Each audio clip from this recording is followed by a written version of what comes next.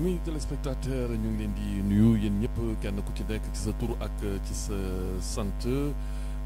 di leen rek ziare ci week-end bi tout en espérant que vous avez passé un très bon week-end ni ñu koy defee rek dimanche bu nekk de 21h à 22h dal leen ak jàmm ci seen émission bi di VSD Sport à la présentation Abdoulaye Diagne may nuyu ñëpp. di nuyu tamit ñi nga xamante ne ni ñoom ñoo nekk ci partie technique bi fële ci régie rawatina Thier ak ñi mu àndal ñëpp tey nag ci seen sommaire émission bokk na ci Coupe Saint-Michel bi nga xamante ne ni atum ren GIA moom moo ko gagné gannaaw bi mu ko loupé ay at yu bëri donc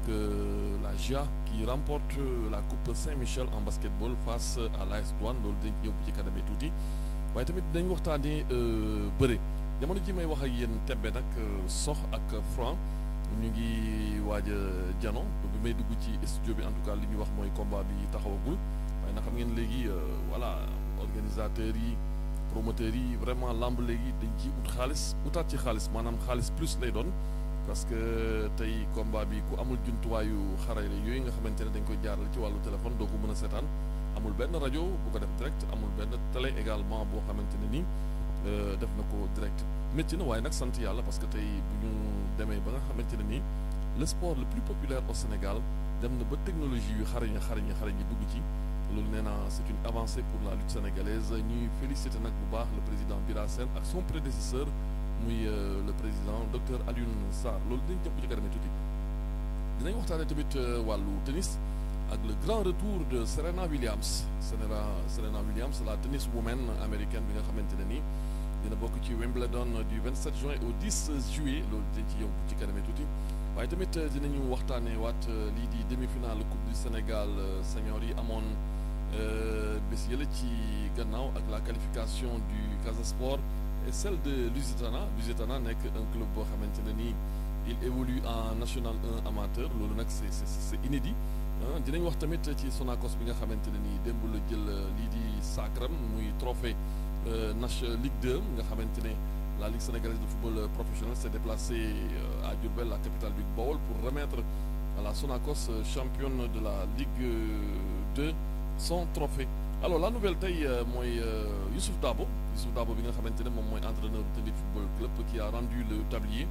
loolu dinañ ci ñëw bu ci kanamee tuuti wax tamit première journée championnat national de beach soccer nag mooy football de plage yi nga xamante ne nii nee naa tey bokk na ci li bégal Sénégal parce que premier trophée continental ci wàllu football bi ñu am beach soccer moom moo ñu ko indil loolu bu ci kanamee tuuti dinañ ci ñëw dinañ waxtaanee tamit l'anniversaire de l'UFAN ak Salah bi nga xamante ne nii nag mi ngi commencé teg ay conditions parce que Mohamed Salah daal bon ci information bi ñu jot léegi nee na daal faaw Liverpool ko fay 400 000 euros par semaine xam naa nag yaa naa qui disent waaw waaye daal c'est le souhait de Mohamed Salah nee na daal 400 000 euros par semaine bu ñu bëggee mu resté loolu ñu ngi ci ñëw bu ci kanamee tuuti waaye nag laataa ñu dugg ci développement bi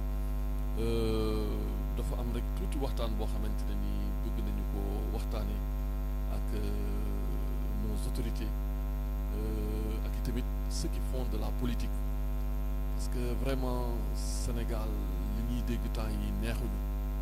waaw li fiy xew neexuñu man personnellement dama ne je ne reconnais plus le Sénégal parce que ce n'est pas ce Sénégal-là que Senghor a donné à Abdou Diouf ce n'est pas ce Sénégal-là que Abdou Diouf a donné à Ablaye Wade ce n'est pas celui que Ablaye Wade a donné au président Macky Sall vraiment daal moi personnellement je ne reconnais plus mon pays parce que politiciens yi tey def nañ ci loo xamante ne nii vraiment tey buñ ne la Sénégal nga dëkk sax quelque part da ngay am tuuti frisson waaw te pourtant ñi def politique au Sénégal ils ne sont pas nombreux c'est une minorité réew mi ñi def politique c'est une minorité mais vraiment sonal nañu ñun majorité yi à chaque fois ay nit di dee fii ay nit di saaga fii ay nit di wax ju ñaaw ji on a comme l'impression que tey Sénégal ki fi gën a mën a wax ju ñaaw ki fi mën a gën a saaga kooku la ñuy defal promotion te dama ne loolu dañu ko war a bàyyi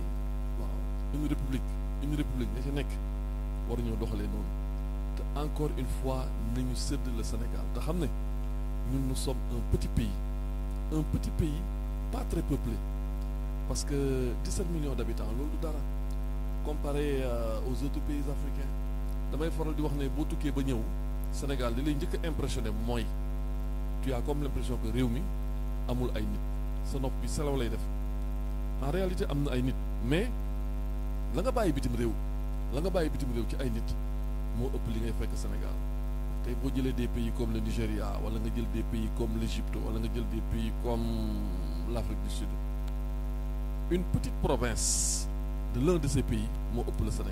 Sénégal yaatuwul tey bu la neexee mën ngaa ndekkee fenn dem añee ji fenn lu distance sori boo xëyee ndekkee point A mën ngaa dem reere ji point B donc encore une fois nos frères et sœurs politiciens sedd leen ñu ñun ñi nga xamante ne nii bu réew mi tàkkee mënuñoo dagg billet daw parce que ku 200 francs 200 francs boo jëlee Jakarta wala taxi gëwuma ne di nga am billet avion pour daw génn Sénégal te jàmm moo ñu jig jàmm lañu xam ñun jàmm ci lañu judd biñ dundee ba léegi jàmm ci la ñu nekk tey àddina métti na dañoo jóge ci Covid en 2020 ñu noppaleku 2021 tey gis ngeen la crise alimentaire que nous sommes en train de vivre la crise mondiale xam nga avec la flambée des prix donc vraiment ñu ngi ñaan politiciens sénégalais yi nañ ànd ak dal aucun citoyen sénégalais n'a le droit d'insulter un président de la République waaw le président de la République waxuma Macky Sall mais l'institution bi nga xamante ne moom mooy le président de la République kenn amul droit saaga ko waaw kenn amul droit aussi taxaw ne nit sonal nañu dañ ko war a rey loolu tu as beau faire le tour du monde mais Sénégal rek ngay dégg ay politiciens yu koy wax donc encore une fois chers politiciens moo xam ñi nekk ci opposition moo xam ceux qui sont au pouvoir sóoraale leen ñun Sénégalais yi parce que dañ cee bokk yéen vous êtes une minorité et nous sommes une majorité donc na ngeen gën a relever le niveau du débat parce que y a des débats insensés des débats yoo xamante ne nii mun naa ne à la limite c'est des débats de caniveau loolu baaxul donc ñu ñëw nag ci li nga xamante ne moom mooy émission bi ni ma leen ko waxee woon sànq basket nag fës na lool ci week-end bi avec la coupe Saint-Michel bi nga xamante ne ni finale bi ñu ko doon amal démb foofee ca Dakar alors mbooloo mu takko nag les férus du basketball comme ni nga koy waxee les férus de la balle orange s'étaient déplacés massivement pour assister à cette finale qui opposait la Jeanne d'Arc de Dakar à l'AS Douanes muy GIA boo xamante ne nii nag sacram ci coupe Saint-Michel gën nañ ko gis trop mais nag tey dafa mel ni la vieille dame dafa fipp ñëw indi lu leer daal di gagné Douane 65-63 loolu nag c'est une victoire à l'arraché parce que année yëpp gis nañ ne Douane vraiment moom mooy nekk sur la plus haute marche du podium waaye nag ren ki nga xamante ne ni moom mooy AS Douane dafa ñëw rek vraiment nërmeelu digganteem ak GIA daal di renverser la vapeur daal di ñëw am une victoire à l'arraché devant l'AS Douane score final 65-63 pour les bleus et blancs de la Jeanne d'Arc de Dakar ñu daal di wax rek ci wàllu bëre dóor lutte sénégalaise avec frappe fi may wax ak yéen nii nag ñii di amateur lamb yi ñu ngi foofee ca arène nationale ngir rek teewlu combat boobu nga xamante ne moom moo war a dox ci diggante Franc ak ki nga xamante ne nii moom mooy Sokh di combat boo xamante ne nii nag mën nañu wax ne c'est le combat de l'année parce que ñaari mbëri kenn ku ci nekk dafa def sa parcours ba wàll ba nga nekk tu es au sommet donc ñoom ñaar nag tey ñu war a dajee xaalis bu bëri boolewu leen dëkkante boolewu leen mais kenn ku ci nekk da nga def sa parcours Sokh dafa def parcours am ba agsi fii mu agsi tey Franc dafa def parcours am ba mu agsi fii mu agsi tey ñoom ñaari mbëri fay nañ leen xaalis ku ci nekk également dem nga bitim réew def sa préparation tey nag mooy bésub dëgg bi maanaam loolu rek ñu koy wax naan wure ba dem na këng waxi mag dem na dañ daal di xam naa bu fekkente ne yéen a ñuy suivre mun ngeen ñëw rek baaxee li nga xamante ne ni moom mooy résultat bi au 77 635 41 85 77 635 41 85 fii ba émission bi di jeex pour rek ñu xam lan moo tukkee foofee ci arène nationale ci diggante Sokh ak Franc muy combat bu rëy nee naa leen c'est le combat de l'année Sokh ak ki nga xamante ne nii moom mooy Franc ku am rek résultat bi parce que xam naa ne ça sera très compliqué képp ku am résultat bi ma xam ngay téléspectateur wala ngay auditeur gaw ma ne di nga ko mën a seetaan télé gaw ma ne di nga ko mën a déglu rajo amul en ce moment aussi benn réseau social boo xamante ne nii mi ngi koy diffuser ku ko am daal dañ la ko SMS wala sa benn xarit wala téléphone envoyé ko donc ñu ngi basé wu ci yéen képp ku ci jot rek résultat boobu ci diggante sox ak franc mën nga ñëw au 77 635 41 85 77 635 41 85 ñu daal di wax ci lu soxal rek mbirum tennis ak le grand retour de Serena Williams nag mooy américaine boobu noonu nga xamante ne nii tennis ci wàllu jigéen ñi wax dëgg yàlla lim ci def kenn defu ko ci parce que lu mu dee elle a remporté 23 titres ci tennis waaw 23 titres am na ko ci tennis te yu ci bëri c'est des grands chelems moom nag muy traversé des fois des moments de gloire moom Serena Williams des fois muy traversé aussi des moments de galère mais nag là elle signe carrément son retour après 1 an de blessure yoo xamante ne daf ko xawoon rek écarté ci kuuru tennis yi moom Serena dellusiwaat na nee nañ nag dina bokk ci li nga xamante ne nii moom mooy édition 2022 bu tournoi Wimbledon ñu jàpp ko du 27 juin au 10 juillet ñoom nag ay sœur lañ y'a Serena Williams y'a Venus Williams mais Serena nag mooy ki nga xamante ne nii moo gën a nekk au devant de la scène parce que souvent moom la ñuy sonal moom la presse bi di attaqué moom la média yi di song moo ci gën a aay mooy def yenn performance yi nga xamante ne nii kenn xalaatu ko et puis ce qui est extraordinaire elle a accouché d'une fille il y a eu une année où elle a accouché d'une fille mu teg ci quelques mois daal di jël raquettam ñëwaat ci cours de tennis yi dem ba final gagné fa un titre muy loo xamante ne nii vraiment nee na jigéen ñi nekk ci sport haut niveau ñoom rek ñoom ñoo ko mën donc jàppale ne la principale information en tennis mooy le retour de Serena voilà elle est là Serena Williams la brave Serena Williams ma fàttali leen ne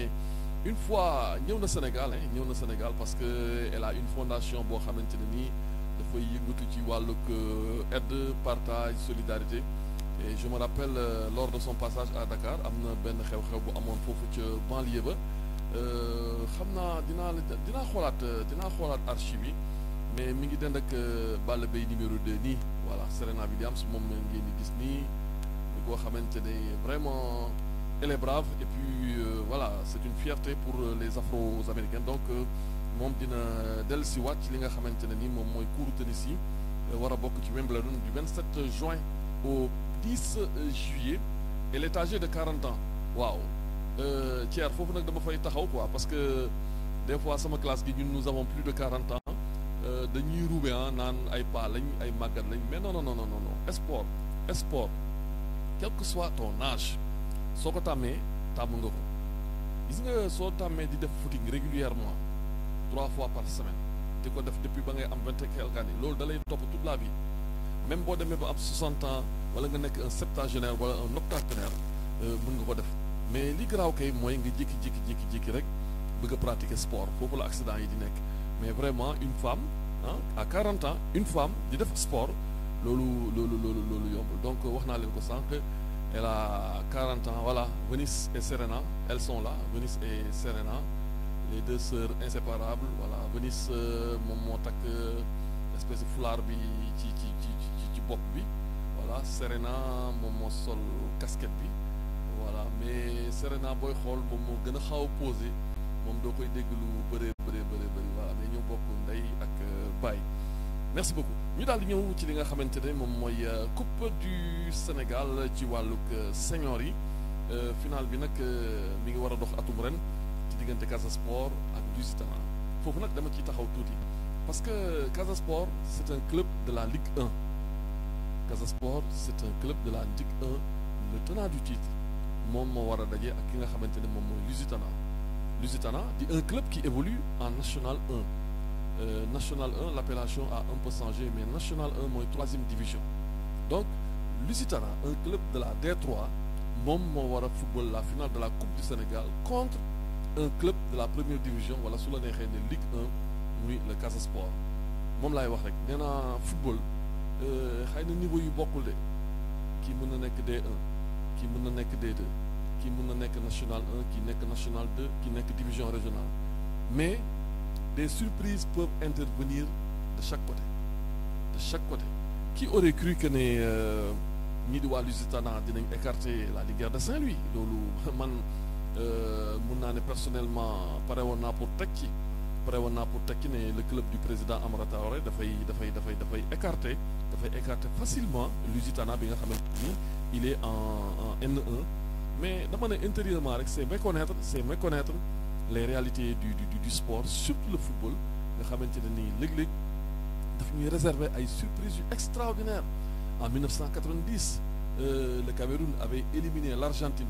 tenant du titre, en match inaugural de la Coupe du Monde en 1990. On se souvient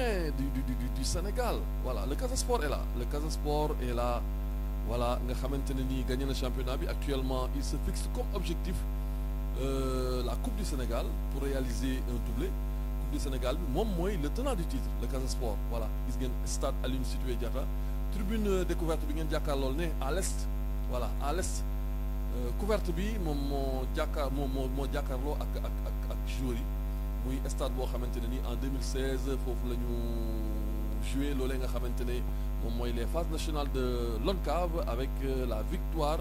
de Bendola di équipe bu Ziguinchor donc Casa Sport mi ngi nii les Aliou Fati vraiment ñuy félicité bu baax Seydou Sané parce que Casa Sport mooy équipe bi gën a météo ci Sénégal. Boo déggee ma ne mooy équipe bi gën a métti gérer ci Sénégal mooy la distance le Casa parcourt presque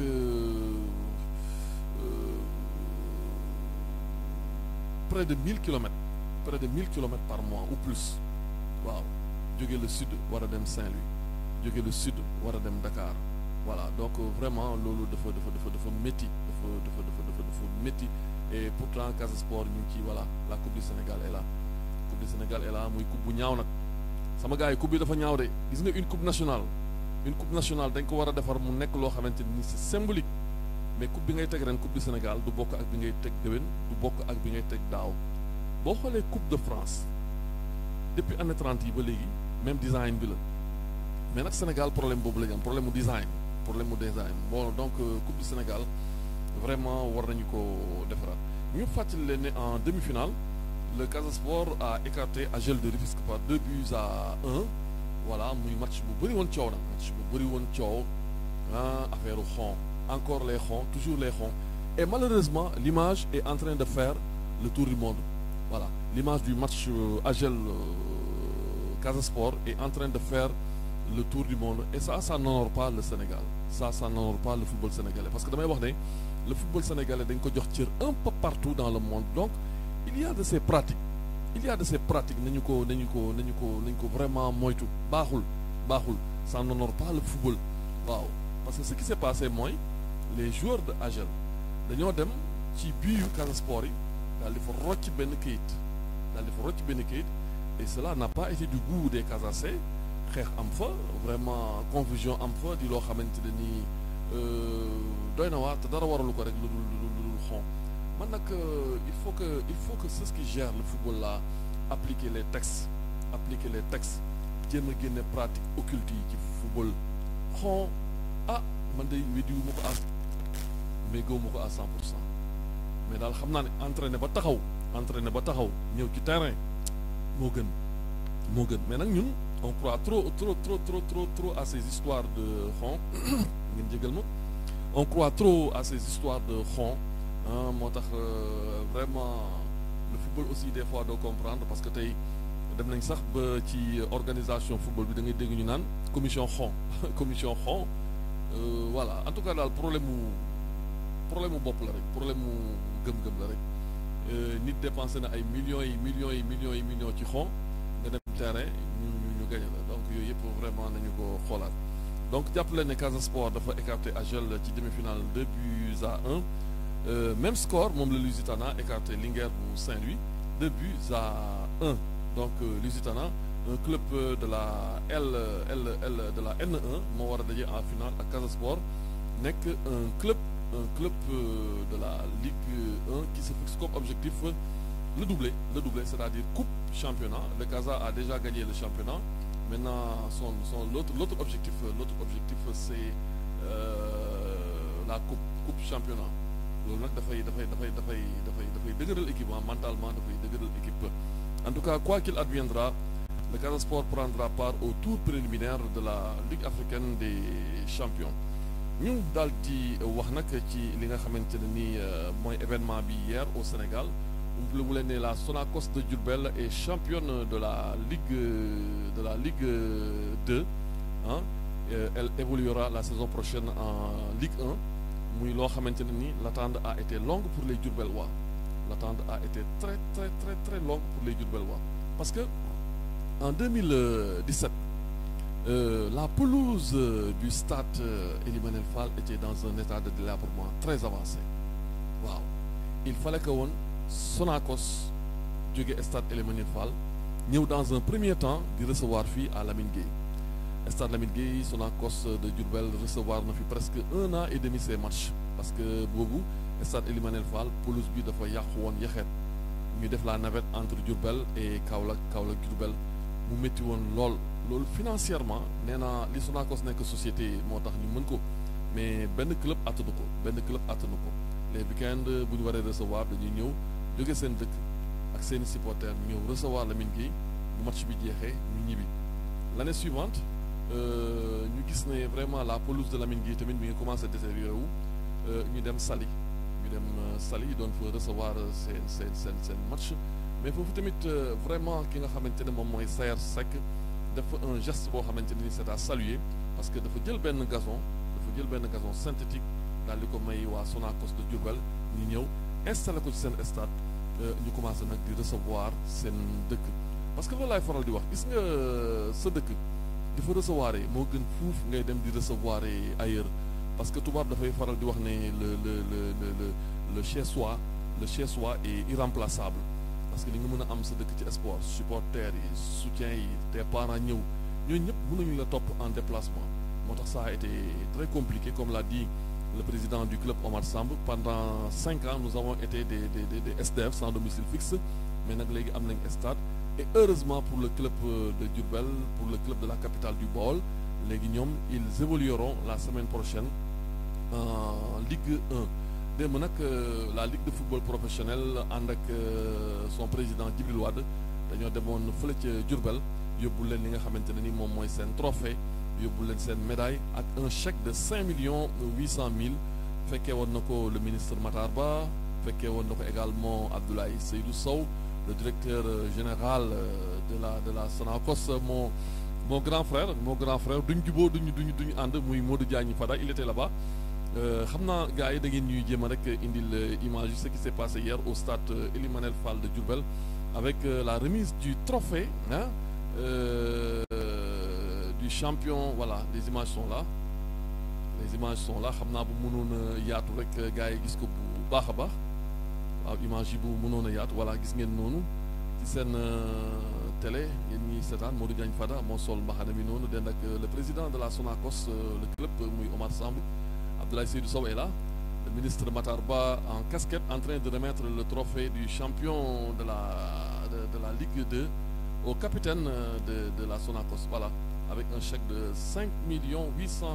francs Sonacos champion 2002 Matar Ba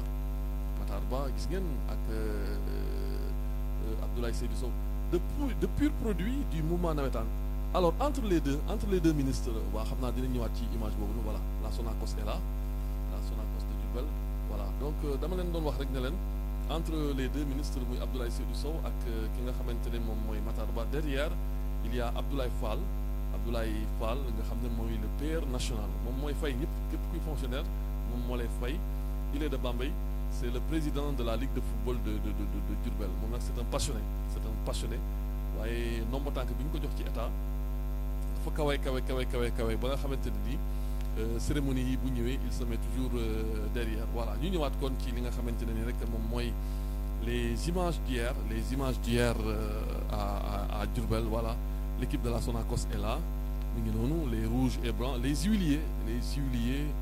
donc équipe bi ngeen di gis noonu le staff wax dëgg yàlla démb stade Ely Manel Fall avait fait le plein et j'en profite pour féliciter mon ami voilà loolu xam naa dinañ ci ñëw gis ngeen Bamba Dieng voilà en gros plan les gars Bamba Dieng mi ngi nii Bamba Dieng la star de l'Olympique de Marseille moom itamit hier il était de la fête parce que këram ak stade Ely Manel Fall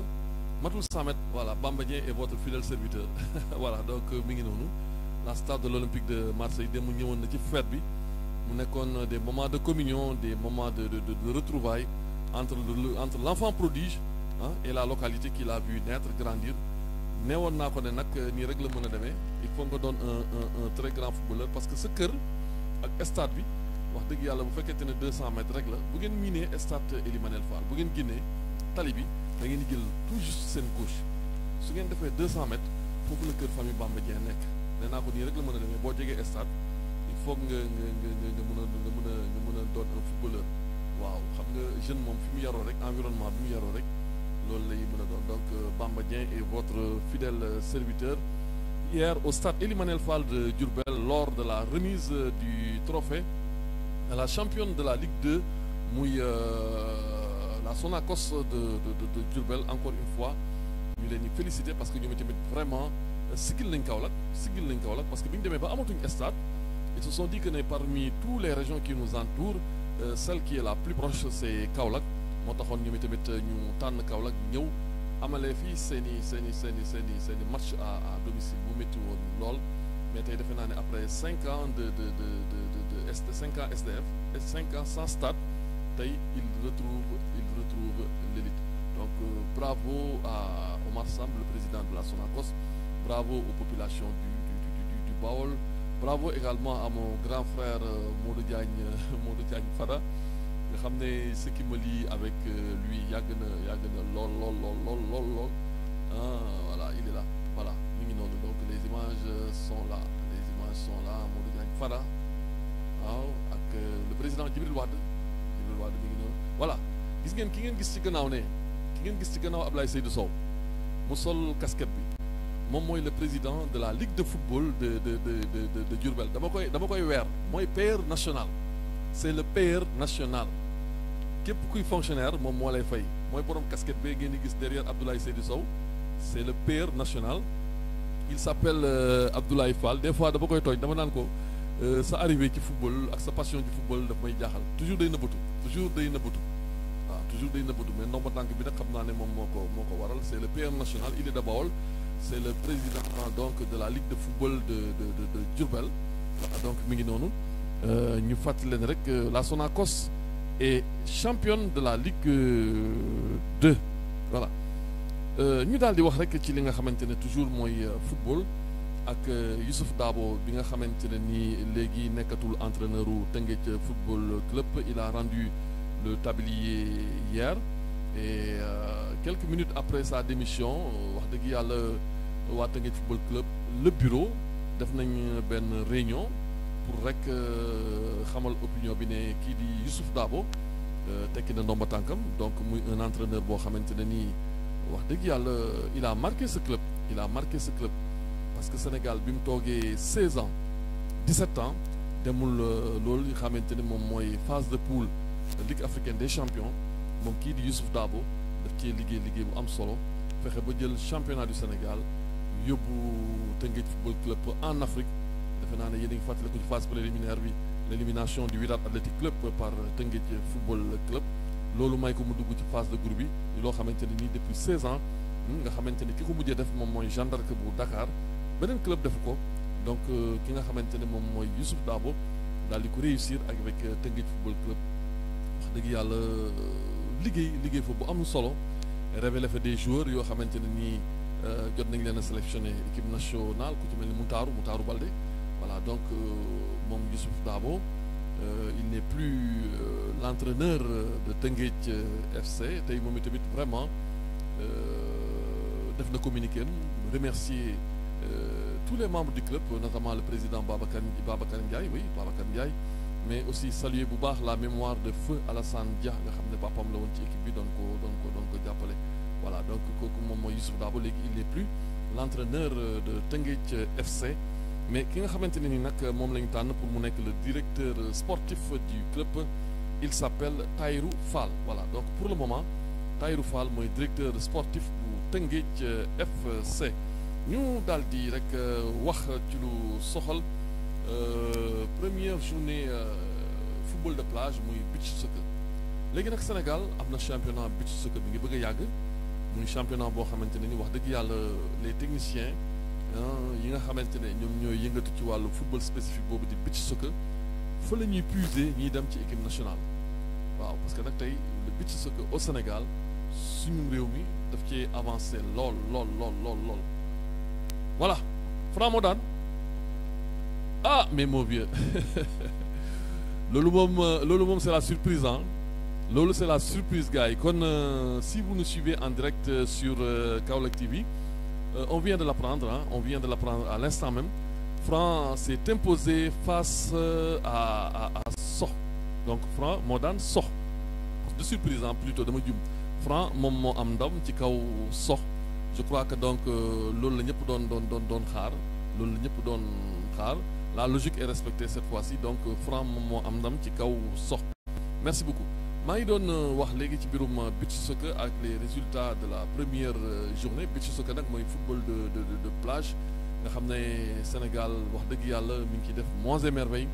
bu ngeen fàttalikoo daaw Sénégal a été demi-finaliste de la coupe du monde en Russie alors résultat première journée yi nag nii la tëddee Yoff beach soccer moom moo am ndam ci kaw ñi nga xamante ne nii ñoom ñooy waa Malika beach soccer 3-0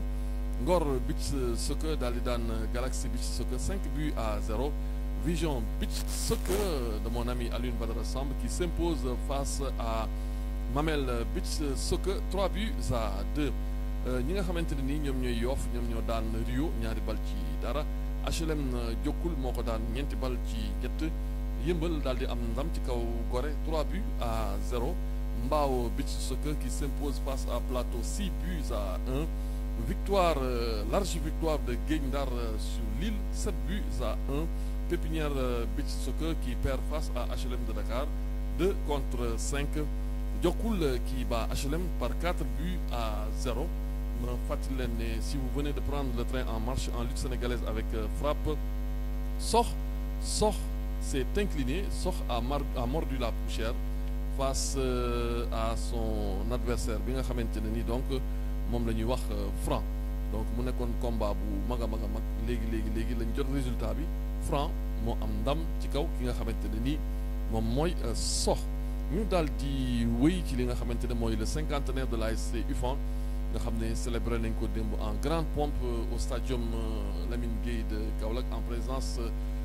du parrain de ce cinquantenaire di le directeur général de la Sénélec Pape Demba Bitèye àndoon ak ñoom Modou Ndiaye Xalaas ànd ak ki nga xamante ne moom mooy Mame Semou Diouf ànd ak mon grand frère Baba Diak ànd ak le président du CRG de lutte muy monsieur Bira Sène nga xamante ne nii il a joué à l'UFAN il a dirigé l'UFAN il a été également le président de l'ODCAV ak population nangaan bi yëpp nga xam ne dañoo génn démb massivement pour rek fêter le cinquantenaire de l'ASC UFAN qui est né en 1970 am na 52 ans mais cinquantenaire bi comme ni ko Modou Xalaas waxee fii keroog rek dañ ko jàppoon en 2020 mais 2020 année bi dafa xawoon na doy waar amul woon benn activité moo taxoon ñu annulé ko waaye daal démb liñ ci mën a jàpp mooy tradition feeñ na ay anecdote également feeñal nañ ko palmarès UFAN feeñal nañ ko waaye aussi feeñal nañ fa li nga xamante ni moom mooy la culture séeréer nee naa leen la culture séeréer dafa diverse c'est une culture qui est diverse les îles du Saloum ah ñëpp a ñëw ku ci nekk indi sa benn facette culturelle public bi aussi kontaan lool parce que yooyu xam nga diversité dafa am Sénégal te diversité boobu noonu ci culture bi nga ko mën a gisee moo tax démb képp koo xamante ne nii ñëwoon nga fële nga xamante ne moom mooy stade Lamine Gueye ci cinquantenaire UFAN bi boo gisee bàkk yi gis soxna yi seen accoutrement bi te loolu c'est très intéressant chez les Sérères yére bu ñu sol rek am na benn sens waaw am na événement bu ñu ko war a sol am na moment bu ñu ko war a sol am na lu xew loo xamante ne nii moo tax ñu sol ko donc loolu defe naa ne c'est une occasion pour moi de demander à ceux qui gèrent le navétane de ressusciter la culture aada ji cosaan ji dafa war a feeñaat ci navétane parce que dañu ne ASC association sportive culturelle mais tey boo xoolee les gens ils mettent trop l'accent sur le sport particulièrement le football donc le volet culturel na ko gars yi xoolaat tout quoi parce que UFAN démb wax dëgg yàlla dekkalaat na culture donc toutes mes félicitations à Modou Xalass et à son équipe comité scientifique bi ak ñëpp ñi nga xamante ni jàpp nañ ci pour la réussite de cet événement yàlla nañu yàlla may nag ñu feetewaat ko ay années yu bëree bëri incha allah kon ñu daal di jeexale rek ak waaw dafa mel ni combat bi nekk nii de waaw gars yi indi leen ko en gros plan ñu xool waaw mi ngi nii combat baa ngi nii Sokh ak Franc pop xeex nañ trop Sokh ak Franc à l'arène nationale gis ngeen noonu Sokh moo yore ngemb lu bleu li Franc defe naa moo yore ngemb lu ñuul li su ma juumul non plutôt voilà noonu la demee donc Franc qui s'impose merci régie kon mi ngi noonu Franc sama njaago bi mais njaago yi attention njaago yi am nañ mbër te ñoom ñooy faral di wax ne hay njaago du jeex njaago bu dugg ci bëre nag moom dina doy waar donc belle victoire de Franc face à Sokh kon mi ngi noonu ñu daal di jeexale rek ci information bi nga xamante ne nii sànq lañ ko jot muy Mohamed Salah bi nga xamante ne nii ci page Facebook am publier na fa benn message mi ngi sàkku nag ci autorité Liverpool yi pour ñu xoolaat salaire am di ko fay 400 000 euros par mois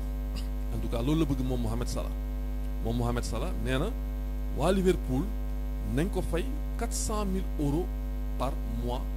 loolu moom mooy contrat bu bees bi nga xamante ne nii loolu daal bëgg na ko mais daal sama gars yi football am na xaalis 400 000 francs par semaine loolu le mois dafay nekk ñaata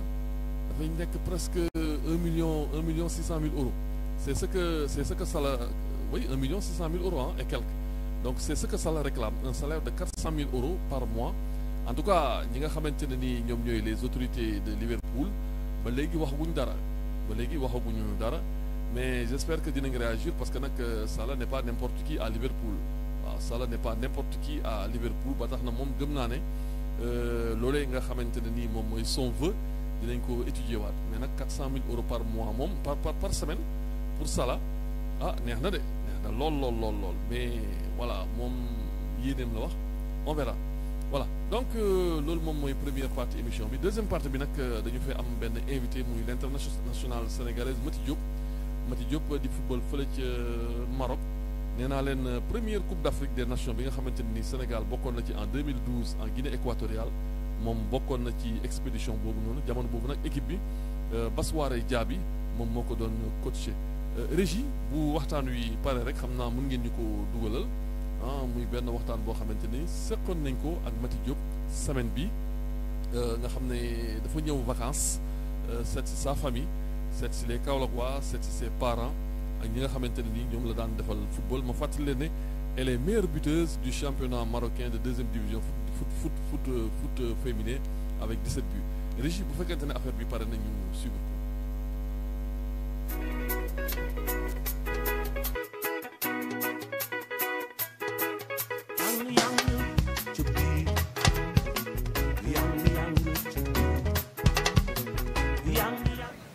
non boobu nag bëriwul na parce que boobu samay mag dong laa fa fekkoon ay ñoom day ami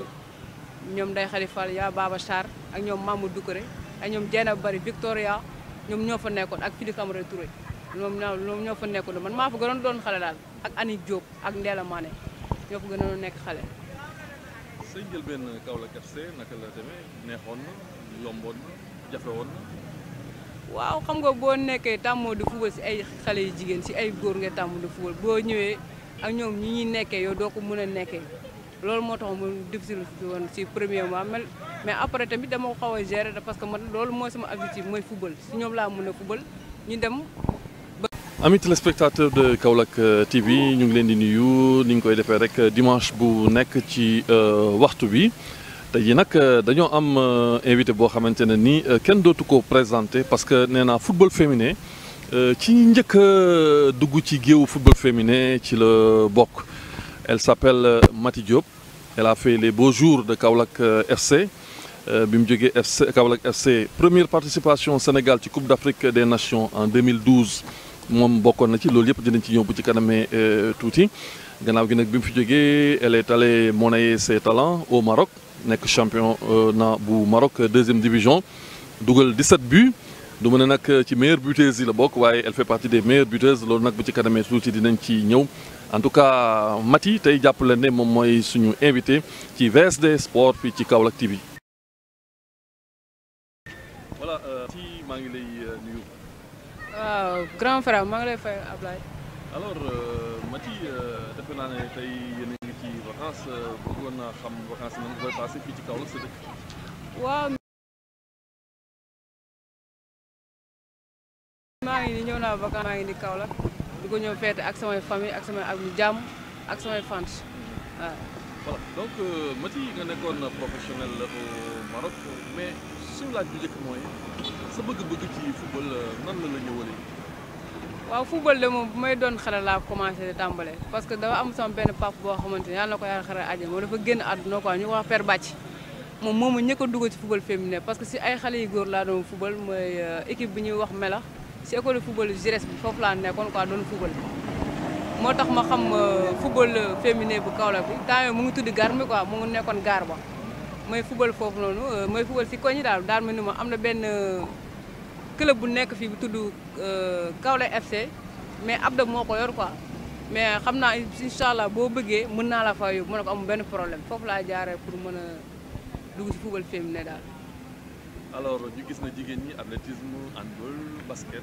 moom moo nekkoon seen sport préféré mais yow nga tànn football loolu say waajur au début naka la ñu ko gisee. waaw au début moom amoon na problème parce que boo nekkee si kër géwél goo xam kër famille la yow nga ñëw doon sportif ñu football boo doon basket sax ñu waaw may football mais après am nañ compréhension boo xamante ni bàyyi na ma ndax parce que moom laa bëgg quoi parce que mën naa def ay handball ay basket mais yàlla foofu la ma xiir si football féminin bi foofu la ma yàlla xiir daal moo tax ñoom dañ ko mujjee accepté daal métti woon na nag début bi parce que lu leen la nga doon dégg lu leen leen doon wax mais nit ki lu leen wax boo gëmee dara tamit yàlla suñu borom dana si jàppale métti na woon trop nag parce que lu la ngay dégg waaw.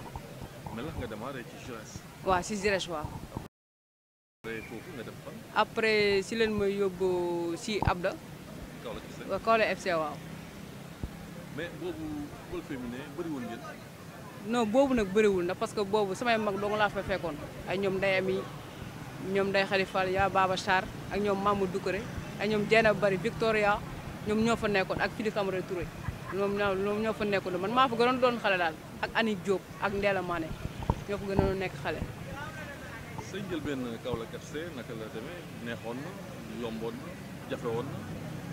waaw xam nga boo nekkee tàmmoo di football si ay xale yu jigéen si ay góor nga tàmm di football boo ñëwee ak ñoom ñi ñuy nekkee yow doo ko mën a nekkee loolu moo tax mu difficile woon si premier mois mais après tamit dama ko xaw a gérer parce que man loolu mooy sama objectif mooy football si ñoom laa mën a football ñu dem ba mën maa gérer ñoom tamit man dekk foofu xale ñoom tamit ñu jël ma tamit teg ma kon seet rek daal may gën a encadré du ma woon yoon bi daal waaw. naka ngay dem en équipe nationale A Kaolack FC lañ la jëlee wala jógewul nga Kaolack FC def ci beneen club. waaw si Kaolack FC lañ ma jëloon boo amu woon papier tellement ñëkkoon a sélectionné boobu temps yooyu Jeux africain moo amoon. Jeux africains waaw Jeux africain moo amoon ñu ñëkk ma sélectionné ma dem ñu jël ma mais amu woon papier amu woon carte d'identité si leen ma wàññiwaatee après si lañ ma sélectionné waat encore si Jeux africain amu woon carte d'identité si laa ñibbi si waatee waaw. ñu sélectionné la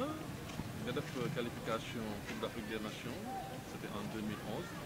2012 mooy sa première defe naa compétition de grande envergure. waaw boo bokk ak équipe nationale naka la fa demoon ndax mën nga ñu rappeler moment yooyu parce que xaw na yàgg. waaw moment yooyu xaw na yàgg mais moment boobu du ma ko fàtte nag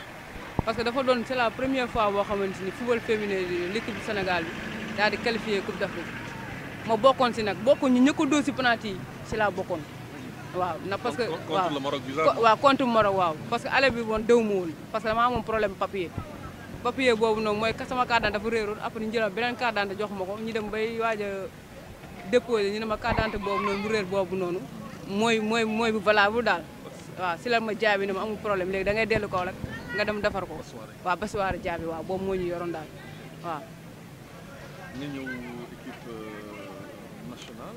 fekk ko defe naa ñoo xamante ne nii ñoo la devancé woon de très loin. waaw féminin bi. accueil bi dara naka la demee woon boobu. waaw xam nga boo ñëkk a ñëw si football féminin boo xamante ni yow waa Dakar kese ñoo fa nekk yow nga jóge si ay raison day métti boo nga fay doog a ñëw mais dara lu gëm-gëm boo xamante man wóolu naa woon sama bopp loo xamante ni bu muy ñëw man damay joué waaw te parce que ñoom fa nekkoon ñu fa nekkoon ñoom Assane Kara ak ñu fa nekkoon ñoom gëmoon nañ ni man mën naa bokk si 11 partants yi quoi parce que qualité bi woon mu ngi ko woon waaw. ndax mën nañu dellu ci sa première coupe d'Afrique des Nations defe naa Gabon la am noonu. waaw Guinée équatoriale waaw Guinée équatoriale waaw. donc le pays de Théodore Obiang Nguema. donc coupe d'Afrique boobu naka la demee woon parce que 3 matchs yëpp. remplaçant nga dugg presque. non du 3 matchs yëpp dëgg ma remplaçant sama premier match damaa def titulaire deuxième match bi ban laa toog troisième match bi tamit damaa demande titulaire waaw. mais 3 matchs. 3 matchs 3 défaites. waaw 3 matchs 3 défaites parce que premier match Congo lañu amoon ñoom ñu gagné ko penalty la ñuy dugalee woon daal waaw. après Afrique du Sud lañ amoon beneen bi tamit ñu am beneen équipe la ma koy fàtte. waaw dafa yàgg waaw dafa 10 ans loolu moo tax. mais première coupe d'Afrique des Nations boobu noonu lan moo marché wul woon ba Sénégal suñu ci woon parce que vous aviez. waaw équipe boobu moom baaxoon na trop parce que équipe boobu moo dañ ñëpp dañoo sudee woon manqué woon waaw benn professionnel lañ amoon moo nekkoon Mami Ndiaye temps yooyu noonu moom moo fa nekkoon boobu mu ngi joué temps yooyu Suède quoi waaw parce que équipe boobu noonu dafa doon loo xamante ni jaay moom ba ko bëggoon si xolam quoi parce que mu ñàkk regroupé moom dañuy woo dañuy regroupé parce que c'est la première fois ñu qualifié moom da see tegoon bakkanam te amutoon affaire yi ay dara ñun ñëpp dañoo manqué woon coupe d'Afrique bi loolu moo tax. école football Jures Kaolack FC laata Kaolack FC Garbi. ba ni nga demee équipe nationale Sénégal. mais ci club da nga jógee Kaolack FC rek directement dem Maroc wala am na foo jaaroon avant ngay dem Maroc ci club bi. non jaar naa si équipe yu bari yu nekk Dakar parce que bu mu jógee Kaolack FC équipe bi ñuy wax Aigle de Médina ñoo ma woowoon après bu mu fa jógee Tëngéej daan may woo muy Rufisque muy Médiour bu Rufisque. bu ma fa jógee tamit en plus équipe bi ñuy wax Grand Yoff foofu demoon naa fa bu ma ñëwaatee Kaolack nag laa amaat benn contrat bu ñuy wax son premier contrat bu mu njëkk a dem benn club bu nekk Maroc bu ñuy wax Asfi foofu laa njëkk a amee club foofu noonu waaw Asfi waaw. première division loolu. waaw boobu première division la ndax parce que équipe boobu noonu tamit musta dem. coupe du Trône mooy coupe ñoom coupe kii lañ koy wax comme genre coupe du Sénégal mais coupe du buur bi lañ koy wax quoi. waaw mosu ñoo dem jour boobu bu ñuy signé contrat bi Diba moom fa yóbbuwoon moom di Diba léegi bu ñu toogee ak président bi ni ko carrément man de mosuma dem coupe du Trône mu ne ko incha allah di nga dem coupe du Trône ndax ku ma lay indil nii dina la fa yóbbu quoi. te dafa nekk loo xamante ni c'est la première fois équipe boobu sax boobu noonu dem final te grâce à man ak yàlla moo tax équipe boobu dem foofu daal voilà. bi ngeen demee coupe du Trône fa demee woon yéen a ko jëloon. waaw coupe d'Afrique boobu ñoo ngi tasantal benn équipe boo xamante ni moo gën a rëy si Maroc mooy bi ñuy wax armée bi quoi. voilà boobu leen dajee woon moom ñoo ñu mujjee dóor waaw. ba nga fa jógee Al Safi je crois ci nga dem Al Nassr ah. waaw après ma arrêté ñoom ak contrat après si leen amee beneen contrat mooy équipe bu ma nekk nii mooy Nassar de Sidi Mohamed de Casablanca. si la amee woon ñëw continuer ak ñoom après ma dellu si waat après ñoom ñu woowaat ma bu ma woowaatee après si la continuer pour mën nga dem fa atum ren muy club boo xamante ne nii deuxième division la nekk foofu féminin ci Maroc ngeen jël 4e place bi si je ne me trompe pas ñu ko si 17 buts mais ndax mën nañu wax ne yaay meilleur buteur de deuxième division wala bokk na ci ñu waaw équipe boobu bu ma fay ñëw mooy bu ma jógee woon Safi noonu moom dafa nekkoon première division bu mu ñëkkee première division après ma ñëw signé ak ñoom demi contrat laa signé ak ñoom saison bu jeex après si la retourné waat Sénégal après ñoom ñu woowaat am difficulté seen président bi daan may woowaat si laa mën a delluwaat si moom léegi bu ma ñëwee nag saison bu njëkk mooy daaw boobu maa ngi amoon 14 bii laa marqué woon si waaw daaw waaw maa ngi marqué woon 14 bii après si laa ñëwaatee vacances après delluwaat mooy saison bii ñëw nii ma am 17 bii daanaka si meilleur buteur yi laa bokk maa jël 3e meilleur buteur yi boobu noonu waaw. 3e meilleur buteur loolu yombul de. waaw na parce que ñoom wax nañ ko sax parce que sama match yëpp ni yàlla laf cat mais am na match yoo xam ne yëpp dama ko 4 match yoo xam ne dama ko tegale du ko doublé 4 match yoo xam ne dama ko tegale du ko doublé waaw. alors naka nga gisee tey football féminin ci réew boo xamante ne ni mën nañu wax ne république islamique la parce que tey le Maroc comme tous les pays arabes. ñoom souvent jigéen dañ koy xaw a métti day xaw a métti tuuti ni ñuy gisee jigéen. mais foofu la foot féminin naka la fa demee au Maroc. waaw football féminin foofu moom boo seetloo ni sax moo gën a avancé football féminin bu Sénégal ndax boo seetloo ñoom comme li nga wax ay arabisants la mais ñoom dañoo jël football féminin dañ koo teg ci kaw daanaka li ñuy def ak góor ñi moom lañu def ak jigéen ñi lépp ci kii lañ koy teg ci yoon lañ koy teg. voilà. alors tey Maroc moom moo war a organiser loolee di Coupe d'Afrique des Nations ci wàllu jigéen ñi une première au Maroc. tey ndax nga gisee Maroc boobu nga xamante ne nii. moom mooy organiser Coupe d'Afrique. waaw Maroc moom boo seetloo seen équipe bi yëpp ñuy sélectionné ci l'équipe nationale bu Maroc bi daanaka ñu ci football ci équipe nationale bi bariwul ñoo xam ay local ñu ci des ñëpp ay professionnels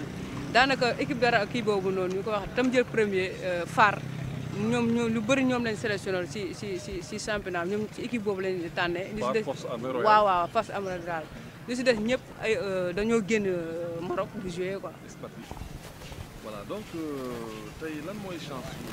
Sénégal ci Coupe d'Afrique boobu. waaw chance bi mooy comme moom Maroc la bokkal groupe te daanaka 2e match la am Maroc xaw ma 3e match. waaw yeneen match yi ñeneen ñi ëpp leen noonu doore daal sëf daal Maroc boo xam ne Maroc laa tiit ni ñoom moo lañ xaw di jaax parce que ci pays organisation bi la ñuy joué daal loolu daal moo si xaw a jaax parce que bu dul Maroc rek ñoom mën nañ sori bu ñu dóoree Maroc rek mën nañ sori quoi. mais Maty bon yàgg nga ci affaire yi mais man j'ai comme l'impression que ni ñu ciy gën a yàgg ba tey kàttan bi mi ngi mais Maty lu tax owaatuñ la ba léegi. waaw xam naa loolu problème ni ko wax choix de coach la rek voilà loolu moo tax rek parce que ñu bëri dañ ma koy laaj mais li tax woo ñu la équipe nationale li tax retourné waata parce que say morom ñoo fa nekk may la loolu choix de coach la parce que boo seetloo ni mën a coach bi dañ doon waxtaan ñu bëree bëri ci voilà ba mu laaj ma sama numéro ba ma jox ko après finalement déggaatuma ko daal. d'accord léegi kàddu bu mujj gi ban conseil ngay jox tey Sénégal pour Coupe d'Afrique. waaw di leen wax bonne chance rek di ñaan comme 2e fois ñoo ngi dem Coupe d'Afrique ñoom ñu gën a góorgóor comme ñun ñu doon def ba mën a passé fu nekk parce que ñoom ñoo mën a defar coupe ñu wax football féminin bi foofu bu baaxee rek yi si def yëpp day baax si ginnaaw daal waaw. defe naa ne vacances guddul mais nga retourné. waaw guddul na parce que xam naa bi Coupe d'Afrique bi di jeex rek may retourné incha allah. léegi tey lay wax population Kaolack yi nga xamante ne namm nañ la te xam naa ne à travers cette émission dinañ la xam. waaw ñu bëri nag dëgg yàlla koroog ma demee stade ñu bëri gisante naa ñoom na parce que dañ may gis ci Facebook bi ñu bëri foofu leen may gisee mais duñ ma gisee jaxlan ni mais tamit maa ngi leen wax nii leen carrément ni man seen doom la di sàkku ñaan tamit ci ñoom di leen wax nii ne man soxla naa seen ñaan te aw ma kenn ku dul Kaolack quoi parce que seen doom la ñi seen jarbaat la ñi seen rak la di leen wax ni gën maa ñaanal rek yàlla baax na daal.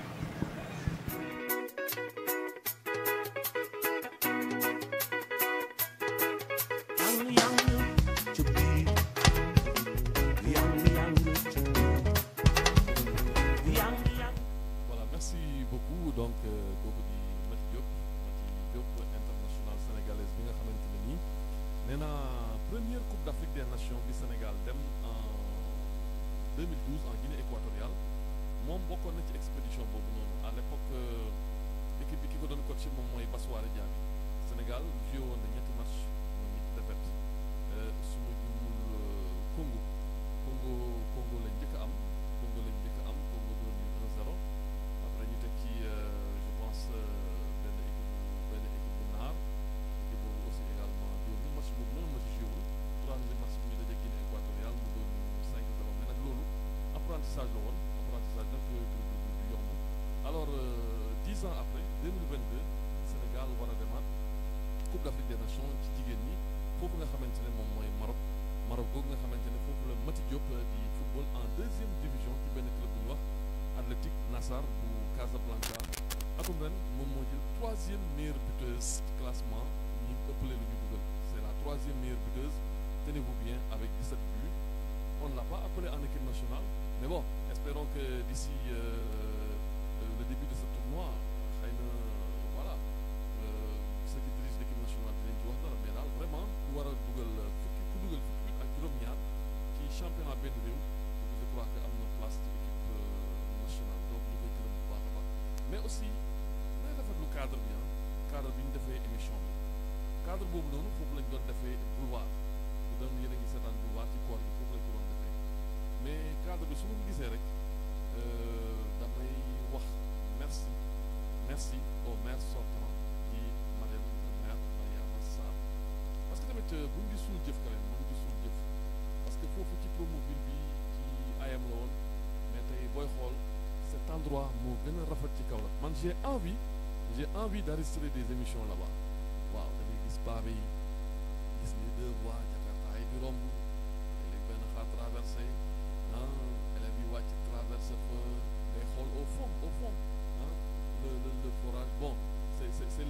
l'écologiste qui parle c'est le paysagiste qui parle mais vraiment cet endroit rafet na trop